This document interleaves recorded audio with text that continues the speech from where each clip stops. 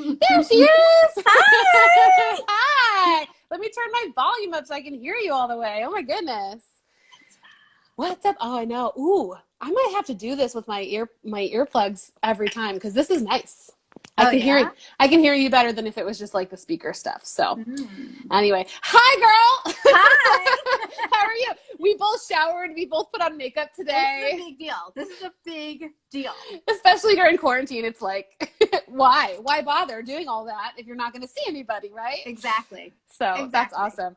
All right, so everybody, this is Erica Wernick. She is Hollywood success coach. She is amazing, and we're all going to learn a bunch today. I even have my little, like, notebook and pen just to write down notes and things that I think are valuable. I want to point out as we're going along for those people who are watching live with us right now, if as we go, you want to ask questions, you have thoughts, you want to give Erica a shout out because she's being amazing, please do so in the comments. Please, please, please.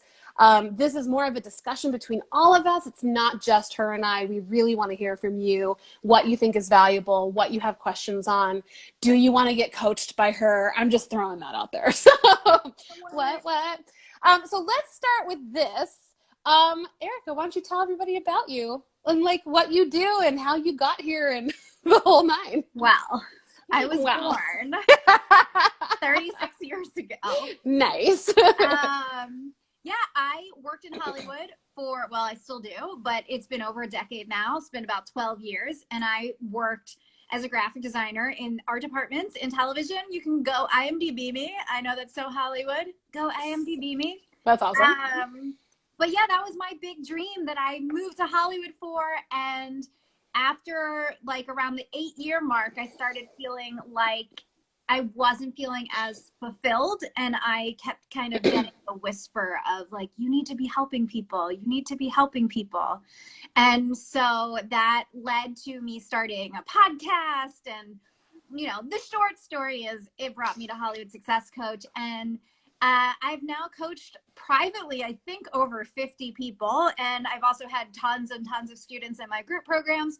I've coached tons of actors. Actors are about 80% of my clients. Also writers, PAs. I have a music supervisor, editors. I mean, we really got everybody. But, you know, my biggest thing is that I want you to dream as big as you can.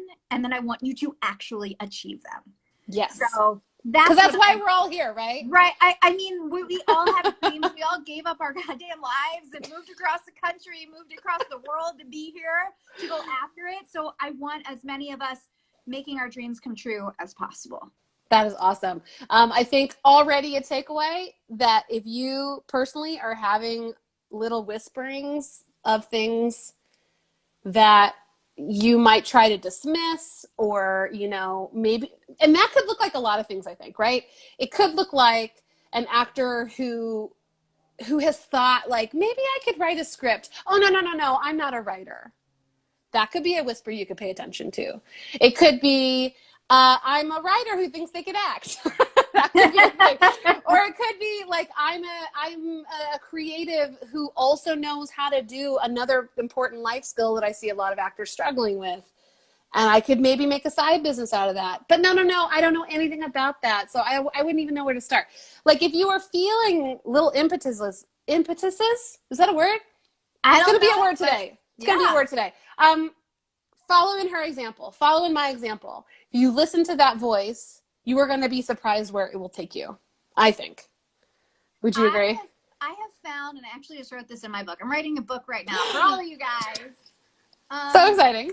And I just wrote this in one of my chapters. Like I have found, for at least from my experience, is that, and my clients too, I think, is that those whispers never go away. If those are true dreams of yours, you might ignore them forever, but they're really never going to go away if it's a true dream of yours. Yeah.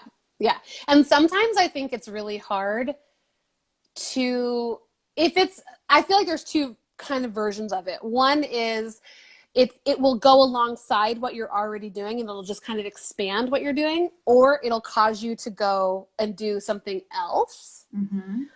And sometimes if that happens, it's like letting go of the first thing you were doing.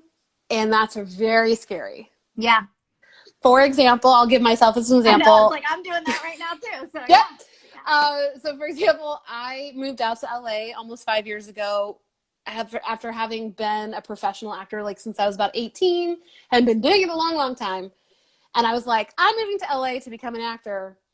And then once I moved out here, I kind of discovered like writing and producing and went, whoa, this is really good, right?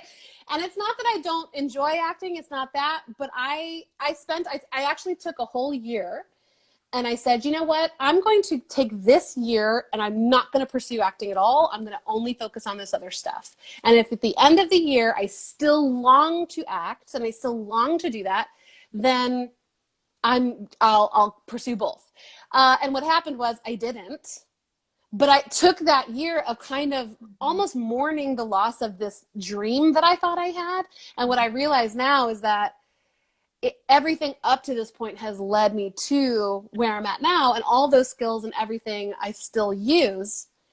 And I bet you're the same way. Would you say that's true? Yeah, I mean, it's so similar for me. I mean, I was a graphic designer for a decade and I still am. I actually worked on a show that's out on Quibi right now, which is really cool because it's all on the phone. So my graphics are getting like major screen time up close. Yay! That's exciting. I know. What show is it? Which one? It's called Flipped. It's with Caitlin Flipped? Olsen and Oh, Will nice. Forsythe. Okay. It's So actually you're the second person I know now who has worked with Quibi. One of my friends and editors who works with us sometimes when he's not busy, JJ, he edited a lot of The Most Dangerous Game on Quibi. So there you go. Wow. Two Quibi people. That's awesome. Yeah, but you know, I had a major shift as well, shifting into starting this business, and I'm almost going back a little bit, not to graphic design, but like getting back into the industry a bit and more involved. But I think I think that you know, I've really been thinking about this, and I'm curious what you would say too. The term "I've made it." Oh. Right. And so what I've been thinking about so much is like, and I think, you know, now that I've been in Hollywood for more than a decade, I think I can say this is like, you realize that you never really feel that because the term I've made it feels like an end. It feels like something final about it. And we're humans and we're always growing. And I think especially in this industry where there's so many different kinds of opportunities to be creative and expand our skills and our talents and everything, I think that it's really a journey. And so it's like, of course, whatever you did before is going to lead well to your next thing. You know, it's like, of course, you're going to take skills that were so you know, they're so helpful for you here. And it seemed thing with me, it's like everything I learned, like I couldn't be Hollywood success coach without working in Hollywood for a decade, you know? So I think that it's like everything is really just a journey, as cliche as that is. And there's just no final destination. I think everything like builds on top of each other. Yeah. Yeah. And so not to be afraid of that. Because I think, you know, I think a lot of people, when they are transitioning or when they're building, there's a lot of fear, right? There's a lot of fear, not only like it's fear of failure, but it's also fear of success. And for me, fear of success is like, I like my schedule the way it is. And I know that the more successful I get or the higher up I go, that will shift and change. And I've had to really work on it and go, I got to tell my brain, it's okay.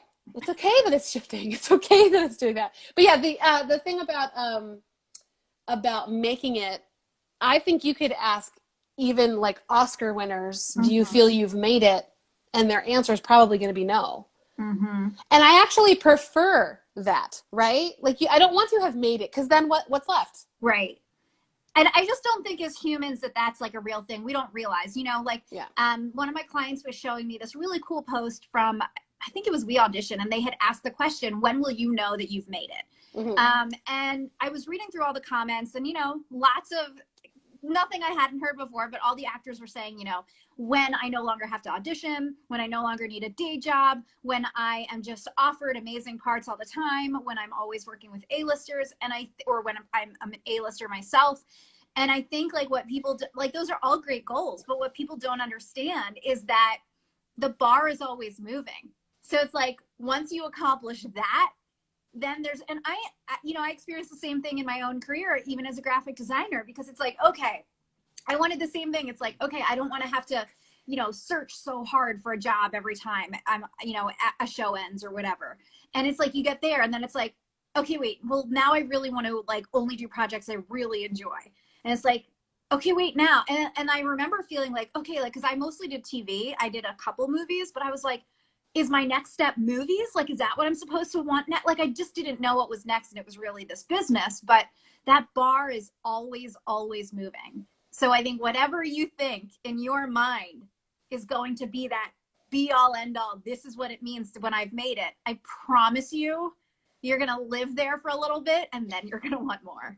Yeah, I think that's just our nature. Yeah, Yeah. it's just our nature. Okay, so the big topic du jour for today is mindsets around. She's Money, so money, excited. money, Money. Right. Yes. I want to, because you guys, when I asked Erica to come on here with us, we immediately started talking about this topic and we were just texting back and forth and I was like, stop.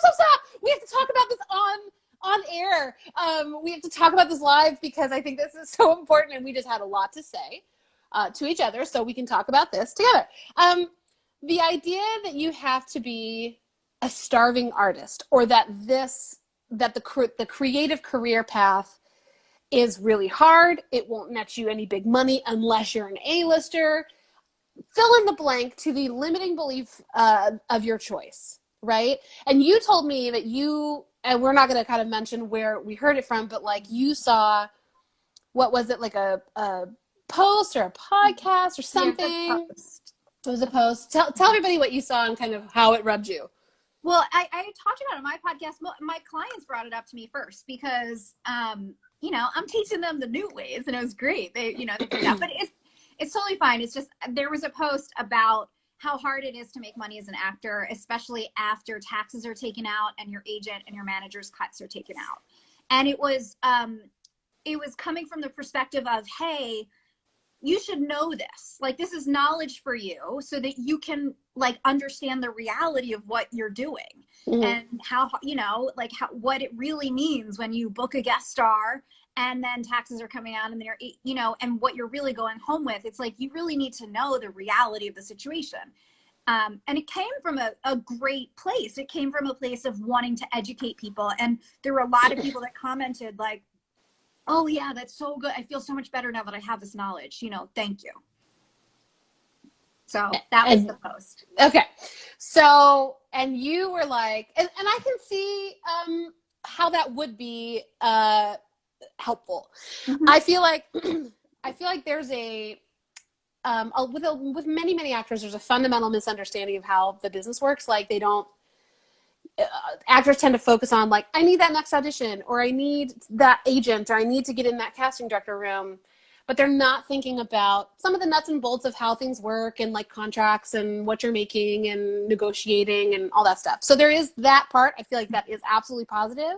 Mm-hmm. But what it sounds like you were frustrated by was sort of the underlying message that it's all hard and it has to be hard and it is hard. And that's just the truth of it. Is that what you would say you were frustrated with? No, not really. No? Okay. See, I'm learning, you guys. I don't know what's in her mind. but yes, but not really. Okay, so here's the thing. That information is true information for a group of people. Mm-hmm. The group of people for which that is true, we will call most people. Okay. If you want to be an A-lister, if you want to be making millions of dollars, you will not be most people. Therefore, if you want to be, I made this as a post yesterday, the day before. If you want to be in the group of A-listers that are not most people, then you have to stop taking on the reality of what most people take on. So, and I know this might sound a little too woo for you, but really, I really want you to think that and I'm going to give you an example, right? Like the other day, I was talking to some entrepreneur friends of mine, and they were talking about money, and they were like, man, that's only like $12,000 a month. That's really not a lot of money. Now, to a normal person, you might go, what? $12,000 a month is a lot of money. right? But to someone who's making way more than that, that's not their normal, right? And so they're having a different conversation. They're not living in the world in which, I know most people don't make $12,000 a month. That's not the world I'm choosing to live in. Because the thing is that we create our own reality, and our reality is formed by what we choose to focus on. So if you're focusing on the lack, and you're focusing on how little money you are left with after taxes and after agents, and you're claiming that, oh, it's so hard to make money, I'm going to be this broke actor forever. If that's what you're focusing on, you have to remember that's what most people are focusing on. And most people are not at the level of success that you probably desire. Does that make sense? Yeah, it totally makes sense, for sure. So what would you say if you were giving advice to the people who are watching? Well, you are giving advice to the people who are watching. Do you have some top, I don't know, like tips or thoughts about how to shift from a lack mindset to not a lack, like what is that? Not lack, but abundance. Abundance. Thank you. I was like, what's the word? It starts with my brain has been so mush this whole quarantine. I haven't been able to think of any words. I know. Well, let's pause here before we answer that question.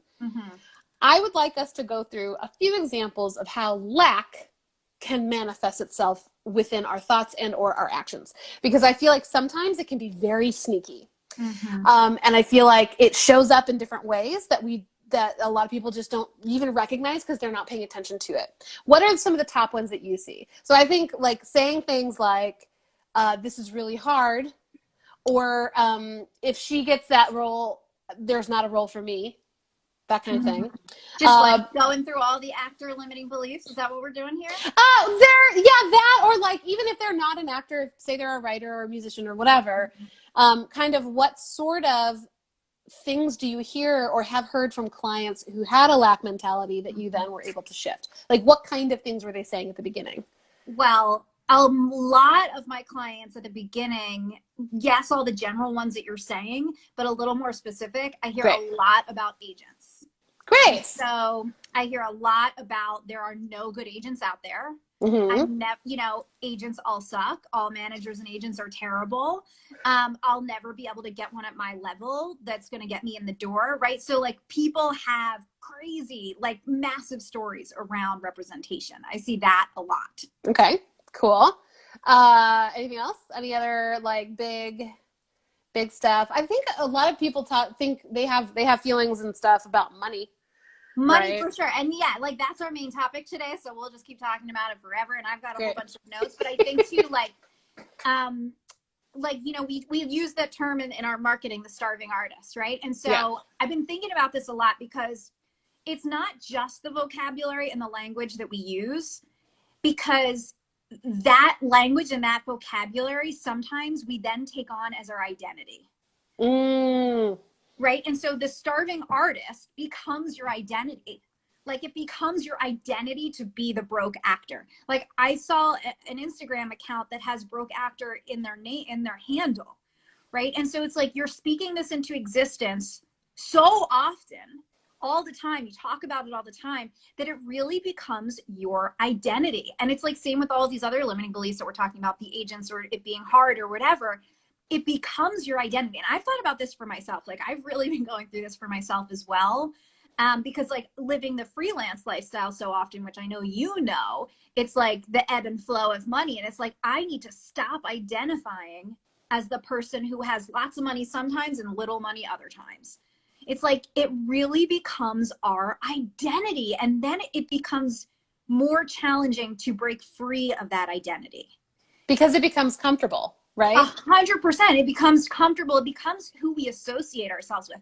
Like I saw an interview with Gina Rodriguez about Jane the Virgin. And she was like, someone said to me when I booked, when she finally booked that series regulars, like a huge deal for her.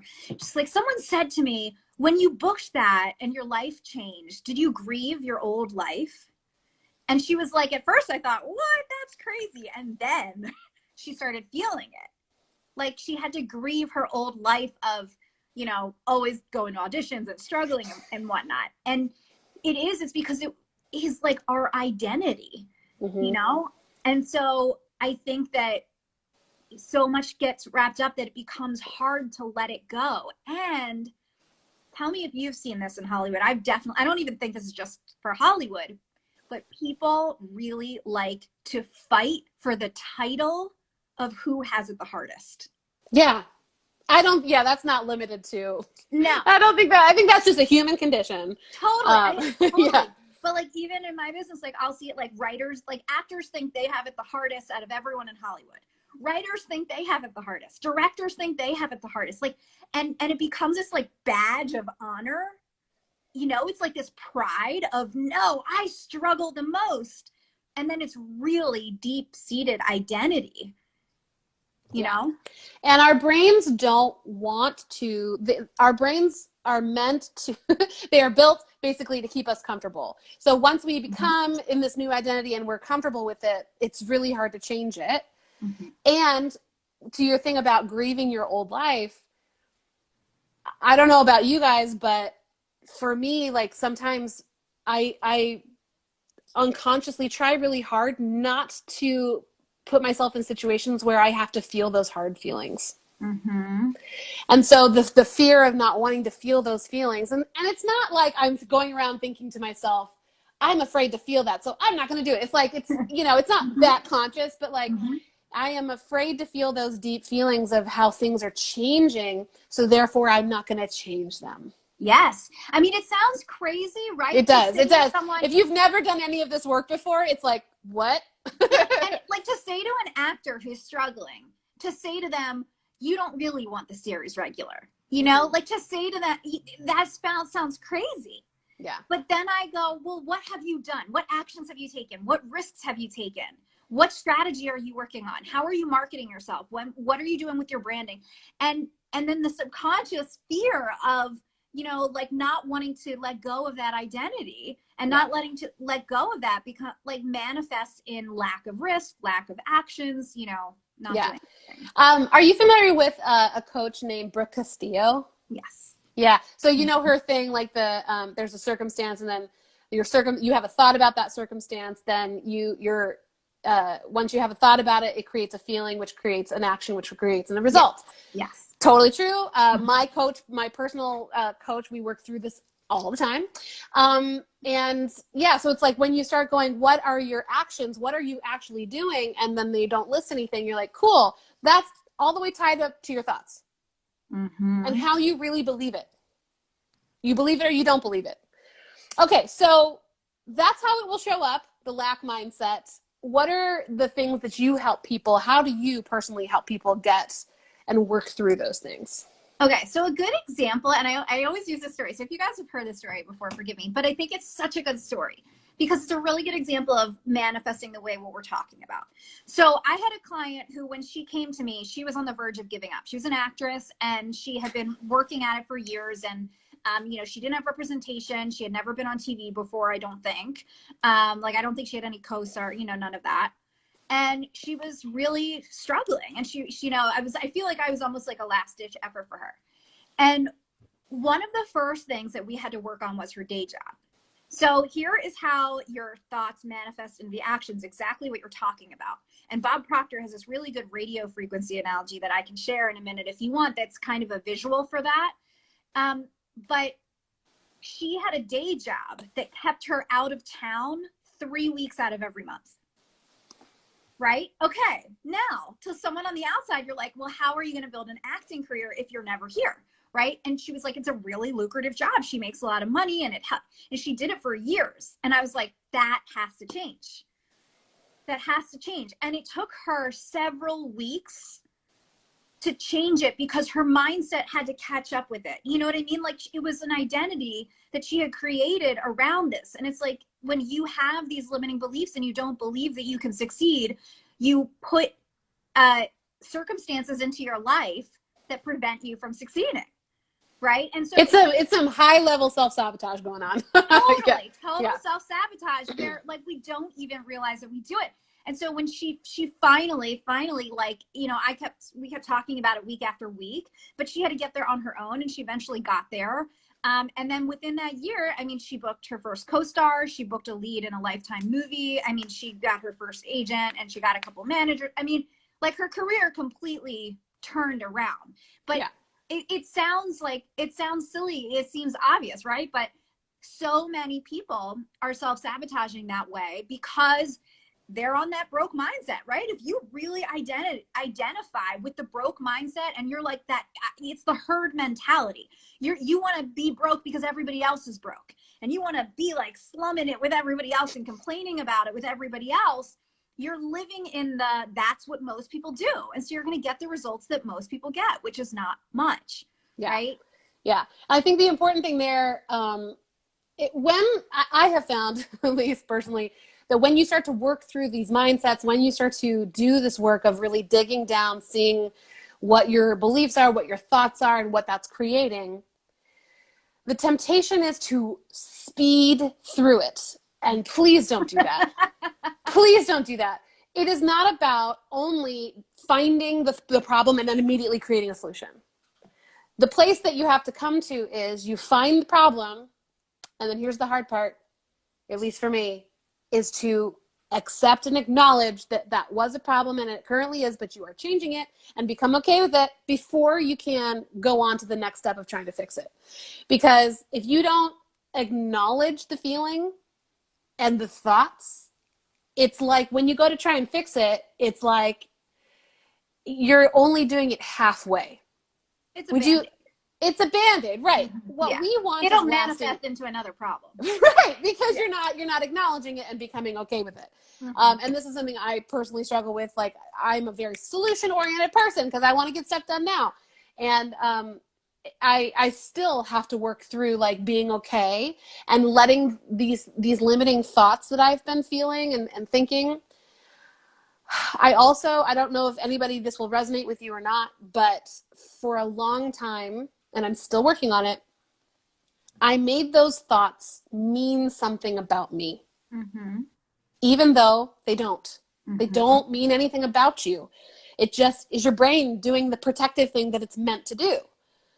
So yeah, so those are, yeah, so I'm really proud of that girl because she worked through it. She took the time. She really like came to, like, she had a come to Jesus meeting with herself. And it sounds like it really worked out for her. I hope that it's continuing to work out with her. That's the thing. The work never stops. It never stops. Yeah. I mean, and especially as goals grow and everything, you know, like the work just never stops. And exactly what you're saying too. It's like the work is in the shifting and the shifting of the deeper feelings and the deeper thoughts. That you slap that Band-Aid on, like if she was like, if she didn't understand the truer, deeper fears that were creating that day job in the first place, and she was like, okay, I'll just get a new job. It would have manifested in another problem. Like she would have gotten a job in town, but it would have been a 9 to 5 or something. Right. You know, like it'll definitely continue to manifest for sure. Yeah. And for some people, it might not be a job. It might be something like spending all your capital on acting classes that you don't really need. Or, you know, buying like 18 Starbucks a week. Or like subtle, small things that feel like they are meant, that they are really helping you push forward, but really they might not be. It's all about that. Soft actions. Yeah. Soft actions versus hard actions. So soft actions are actions that don't lead directly to a result. It doesn't mean you shouldn't do them, like going to class. It doesn't mean you shouldn't be working on your craft, but that's not going to lead to a result. There's no risk in that. There's no putting yourself out. You know what I mean? And so hard actions are the ones that actually will lead directly to a result, like an interview, an audition, or sending out your resume, content, you know, cold submitting to agents, you know, anything that leads directly to a result. And when people have these limiting beliefs and have these fears, they really stay focused on the soft actions, and it makes them feel productive. Oh, I'm going to acting class. I'm doing all this work, but you're not actually doing the real work. You're doing the work that's keeping it as a hobby. Not the work that's going to shift it into a career and a business. Unless those soft actions were being paired with hard action. Totally. You right? Need them both. Yeah, you need them both. It can't just be, I feel like it can't just be one or the other. They have to be in concert Totally. with each other. Yeah. Totally. But hard actions are the one that actually move the needle forward. Yeah. Yeah. Mm-hmm. Yeah. And, you know, I think it should be about moving that needle forward, or else what are you doing? Right. It's right. the difference between being a professional and an amateur. Yep. A really skilled amateur. Mm-hmm. But I was chatting with a girl I took headshots of like 8 years ago in Virginia, 8 or 9 years ago. And she recently moved here. She's been here for a couple months, and we were chatting about reels and stuff. And I was like, so how's it going? You know, how's like your first couple months here in LA? And she was like, wow, it's very different. And I was like, yeah, I said, welcome to the NBA. Yeah. Welcome to the work. Right? Welcome to the NBA. And I don't say that to scare you, just to prepare you for that your mindset and the actions you're taking and the vibration that you're feeling and all this, the stuff you're putting out there just you're going to start making it at a higher level so that everything is moving forward in the way that you want it to go. Totally. Right? Yeah. And back to like our original thing, because I don't want people to think they're getting gypped because we're not talking about the money. Sorry, guys. I know. I'm so sorry. It's also really valuable and good. And yeah. It's all the same, by the way. Like how you view money and how you view your success. It's all the same. So the conversation we're having completely applies to money as well. But again, it's like if you want to be an A-lister, if you want to be, you know, succeeding at a high level, you have to do things that most people aren't doing. Yeah. And it's very Dave Ramsey, by the way. I love that.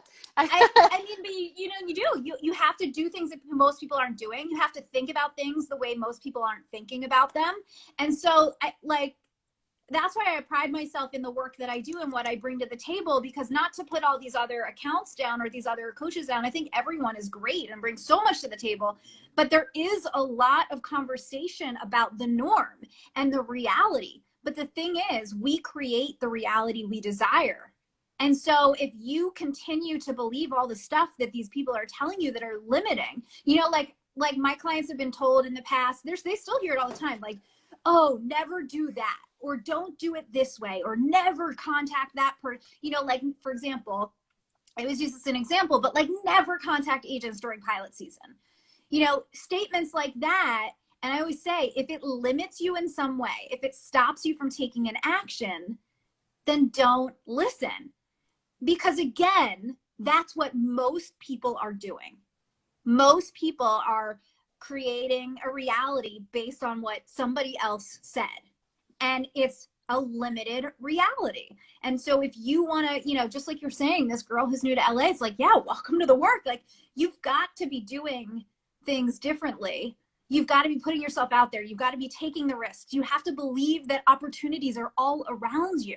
You have to believe in abundance. You have to let go of competition. You have to believe in yourself. You have to sell your vision in a way that makes other people believe it. You know, like there's just so much that you have to do that isn't the way most people are operating. Right. And I know that can seem a little scary to people. Right? Because they're like, no way, but I don't know what that looks like. I don't know how. Breathe. It's going to be okay. Rather than letting that put fear into you, can you shift your thoughts to make it exciting, to be curious how to do those things? Mm-hmm. If you can shift it that way, it's probably going to make it a little easier to start doing and thinking some of these things, because Erica and I and many of the people that we know can get very passionate and like, you know, hammer you. I just want to be aware that some people might think that this might be the first time they're hearing this stuff, and I don't want them to freak out. It's exciting. It's fun. It is a way for you to empowering. It's empowering. It's a way for you to share yourself. I was coaching somebody this week who, we're going to get to the money stuff in a second, but we were coaching, she's getting back into the business after like 30 years. And she dropped the phrase that I hear a lot, and I'm sure you've heard this a lot too, which is, self-promotion on like social media. I just hate that. I did a whole rant on my podcast last week about it. Oh man. And I was like, okay, I want you to reframe this. And by the way, so this principle of reframing can totally help you with all the other stuff that you're dealing with, money, career, whatever. I was like, I want you to think about reframing this into, I'm not self-promoting. I am gifting myself to you as if I were sitting over coffee at Starbucks with you, telling you, and a friend how excited I am about this new thing. And it's not you like selling. It is you giving value. Mm-hmm. And how can you do that when it comes to your money and your money thoughts? So let's get back into the money stuff because I think that's what people are here for. All Yes. right, so I know you have notes. So tell me some of the stuff you want to get through because we have about like 15 to 18 more minutes to talk about this, and then I want to wrap up so people can get to know you and where and how to work with you. So Okay, yeah, and yeah. also we're happy to take questions too. Yes. Okay, so we covered most of my notes. I think Okay. I think a lot of it though is okay, so I wanted to give this example. So do you know the FedEx logo? Yeah. Do you know that there's a hidden arrow in the negative space between the E and the X in FedEx? I feel like I would have to see it. Okay. I didn't really know that. Yeah. Well, I know. Do I still have it printed somewhere? So most people know about the hidden arrow between, like, it's in the negative space between the E and the X in FedEx, right?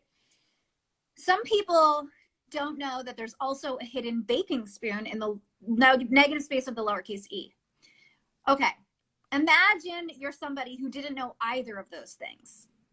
Every time you saw the FedEx logo drive by on a truck, it was there. Mm-hmm.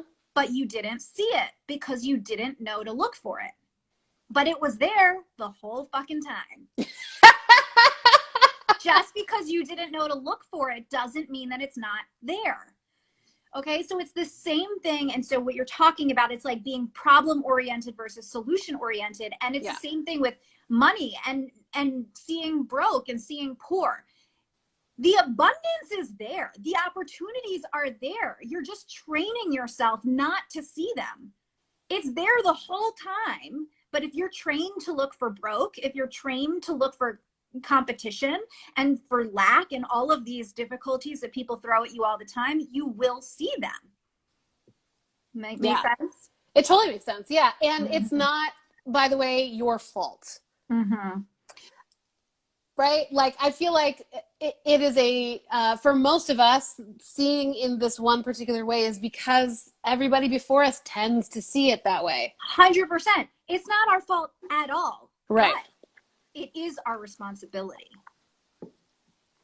Okay, so that's the difference. Is like 100%. Most of this shit doesn't come from us. We're not born with this. We're not born looking for, being broke. None of that. None of it's our fault. It all comes in from stories everywhere else. And so it's not our fault, but it is our responsibility to change it, because if we're not changing it, we're accepting it. And then it is becoming our responsibility. We can say no to whatever they're saying, whatever limitations they're saying. Yeah. And so I know we don't have a lot of time left, but I'd love to maybe just chat about some ideas of how people can start focusing on money and making more money and shifting out of the broke and into the wealthy. I love that. Practical. Let's do it. Let's do it. I love it. Well, practical, but okay, so here's the thing. So same thing with the FedEx logo. So what you want to do is you want to start training yourself to see the money. And so what you're probably used to, and I know from these other accounts, is that you're used to focusing on how little money you're going to make after the cut. Taxes, agents, managers. Some people don't even want to get an agent or a manager because they don't want to give them a percentage. So what you first need to start doing is you need to train yourself to see that arrow in the FedEx logo. You need to start training yourself to see wealth. And so what I want you to do is like a really good thing that I love to do, because it's fun anyway, besides looking for like physical, like you don't have to necessarily see somebody else's paycheck, but hey, go look on the SAG website and see how much you can make, right? And start really focusing on what is possible for you. Okay, so I know there's like a huge range, right? So maybe some guest stars are getting totally gypped and they're getting like an $800 paycheck. Cool, that's terrible. I know, I get it, but don't focus on that. Instead, why don't you start focusing on what is possible for you? Oh my gosh, if I booked a guest star, I had a client who booked a bigger co-star on a big show, and it was like $17,000, right? And so it's like, start focusing on what is possible instead on the good stuff that's possible, instead of focusing on the crappy stuff that's possible. So is it possible that you could get an $800 check and then be left with like $400 at the end of the day, and that's could barely pay anything? Sure. But it's also just as possible for you to get a $30,000 check, and after taxes and everything, even if you were left with $15,000, that's still a really beautiful paycheck to be getting, right? So it's like you want to start looking for the arrow. You were looking for just the FedEx before. Now we want you to look for the arrow. So start to focus on what you can be making, what is really possible for you. You know, just circling back to that conversation I said with my entrepreneur friends who were talking about $12,000 a month not being a lot of money. It's like that. It's, you want to start seeing it the way that they start to see it. You know, look at the A-listers. Okay, if I made $20 million for a movie, how much would I be taking home for that? Like literally, I want you to go do the math, figure 30% for taxes, 10% for the agent, 15% for the manager, take it and tell me how much you're left with after $20 million for a movie. Like really start to focus on the good, amazing, wealthy abundance that is available for you. Do you find that when you start doing that, what is it that shifts? Is it first of all, it will help, I feel like, with emotional stuff around the money, but does it like start to help shift how you ask for things? Does it shift your actions? Like how is all of everything? The above? Okay. And not even does it just, not even just shifting the actions you take and all of that, but also what you receive, because it's like we attract what we're putting out, right? So just I was saying, like when you put out that you're the broke actor or you're the starving artist, that's what you're going to continue to get in. It's the same thing when you shift it. Then you start to attract it. Like it can be like, oh my gosh, I found $5 on the street. You know, it can be like, oh my gosh, I just booked a co-star, which kind of sucks. It's a co-star, but it's a really high paying co-star. It's a $10,000 co-star. How exciting is that, right? Like, so it can be in the things that you receive. But also what I found, and this is sort of, I'm writing this in my book, but my method of strategy, part of my strategic method is called inspired strategy. And it's like the ideas that you feel inspired to take, actions that you feel inspired to take will be 100% different when you believe that you can make $1 million or 20 million or whatever it is, than the actions you feel inspired to take when you're focused on believing that I'm only getting $400. Because when you believe that you can make that much money, it's like I personally have a pretty audacious goal for myself this year monetarily. And the few people I've told about that, I'm like, listen, it's not really about the money. I mean, it is, that would be amazing, but it's more about who I have to become in order to make that. Mm-hmm. So if you don't believe you can make that, then it's not forcing you to, not force, I don't like to use the word force, but it's not encouraging you to make any changes about what you're doing.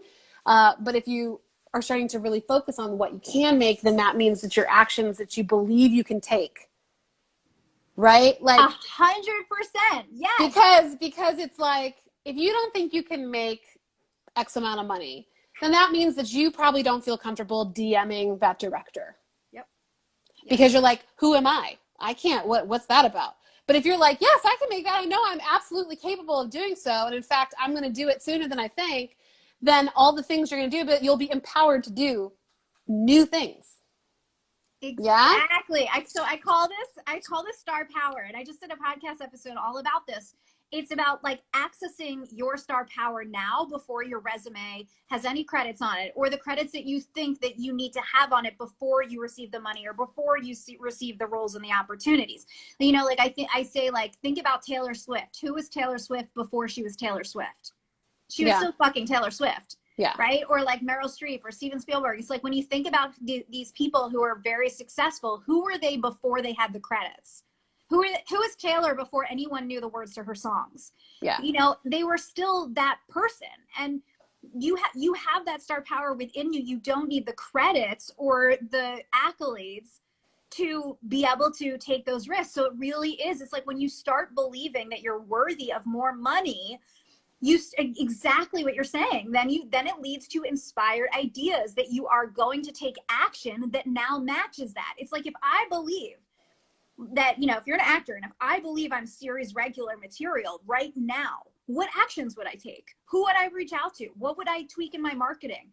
you know, maybe this whole time I haven't really felt that confident about my reel, but I've just been like, you know, letting it go because it's just like, oh, it's fine for now. No, you're fucking series regular material. I want your reel to show that you're series regular material. You know, this is why I always have like so many clients go to you, because again, it's like, I mean, the reel is just, it's a small example, but it's a big deal, right? It's like, if you feel worthy of the projects that you desire, your marketing needs to match that worthiness.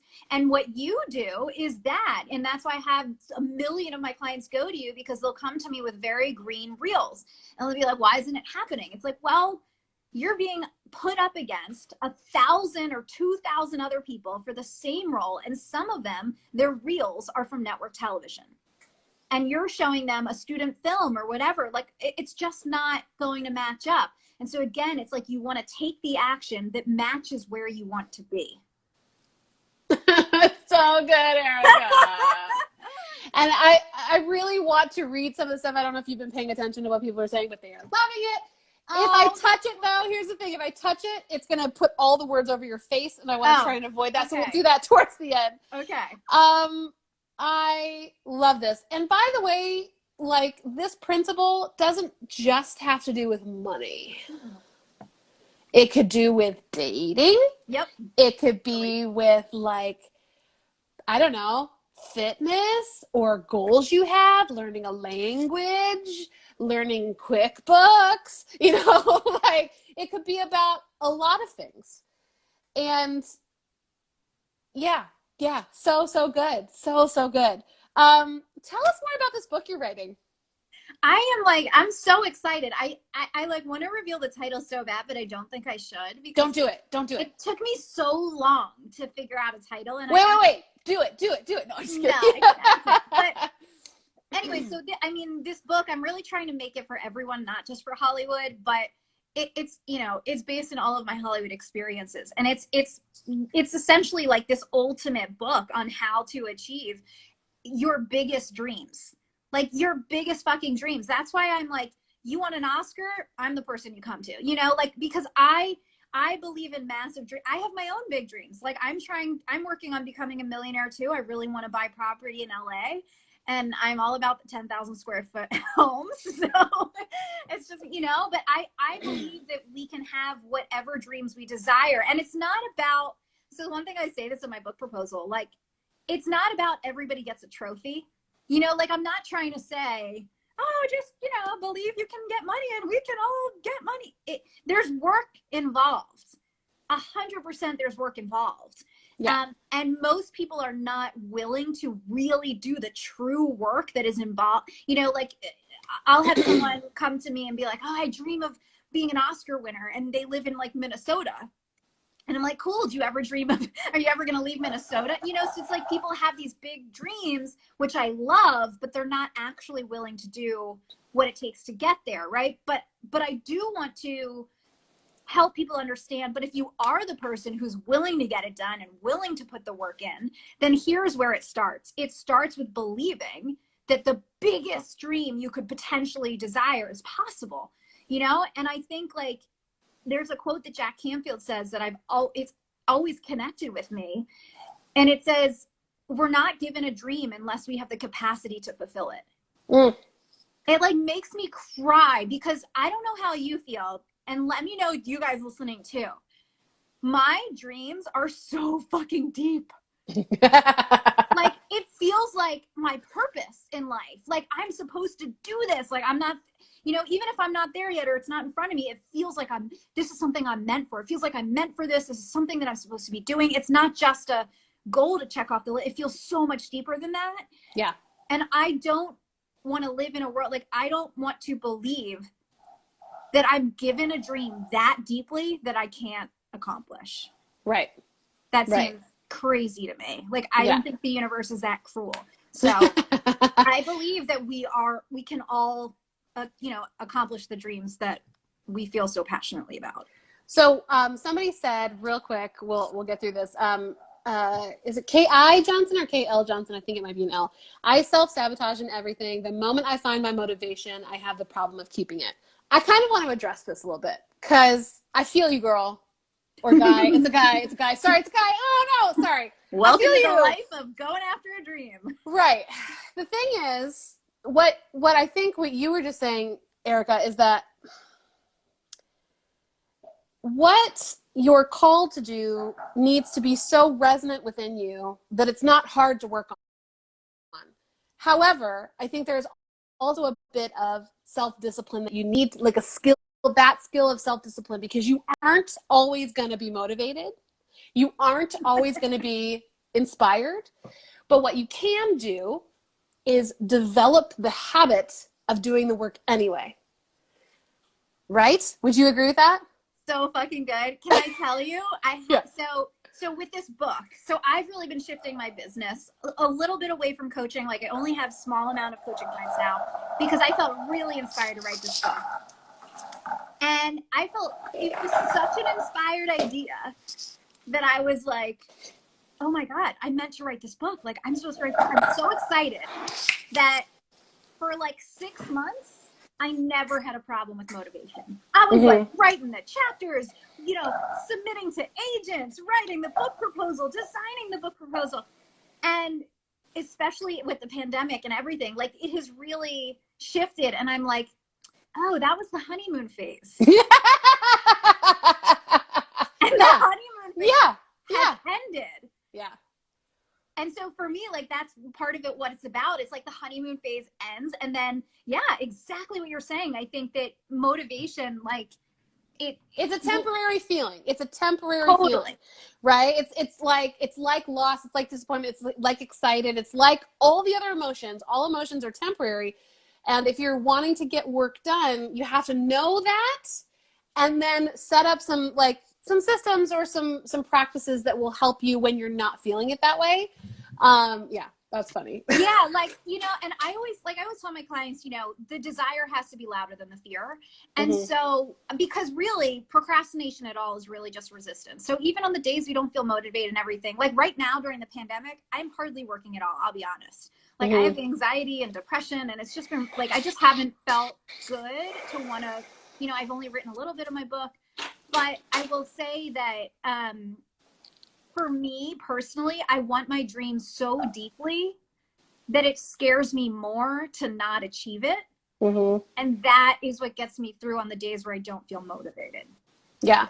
And I will also do the minimum on those days. So like, I don't create this massive, you know, if there's like a week where I'm just like not feeling motivated, I'm like, okay, by the end of the week, let me just have this one thing done. You know, one hard action or 2 hard actions. Like I kind of give myself that permission, but just make sure that I'm like doing, you know, the minimum at least. I feel like also probably in your honeymoon phase, you probably used a bunch of that too. Like you just inadvertently were creating this system of like so you're using your motivation during this time to create like the structure so that even if you're not motivating, you can do that. All right, cool. So if people want to connect with you, if they want to work with you and your group coaching or whatnot, where's the best place to find you? How would you like to be communicated with, etc.? Let's see. What's the best way? Carrier pigeon? Love it. No, I mean, Hollywood Success Coach on Instagram. You can DM me there.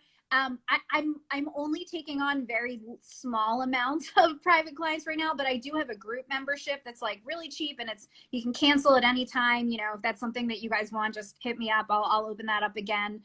It's just, there's no content for the membership. It's just support. So we do two group coaching calls a month, and there's a Facebook group and stuff, but it's mostly just coaching and support. There's no content attached to that. But yeah, Hollywood Success Coach on Instagram.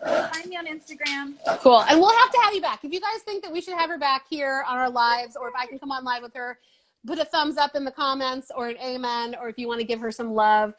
It's going to kick me off here in like 3 minutes. Yeah, I know, it's like an hour. For another 2 hours. I know. We'll have you back. To do today. We'll have you back. We'll have you back. But Erica, thank you so much for coming on. This was so wonderful. You dropped some serious knowledge, and I'm so excited that people got to see this now in live and in the replay. So exciting. So thanks, girl. Thank you so much for having You're me. This the was best. so great. I wish I could read the rest of the comments. I feel bad that I missed them, but I Oh, hope that's okay. Just scroll I'll X you out, and then you can scroll back and look at some of them. Okay. See, yes, she's so great. Have her back. Yes, love this. Definitely, that'd be great. Good. Earlier, somebody said you were giving him life. So that's what I'm talking about. That makes me so That's happy. awesome. Good. All right, girl. Well, we will talk to you soon. Thank you so much. We're going to have her back probably in the next couple weeks, I'm guessing. I haven't asked her, but I'm assuming it's a yes. So awesome. No plans. All right, girl. We'll see you later. Bye.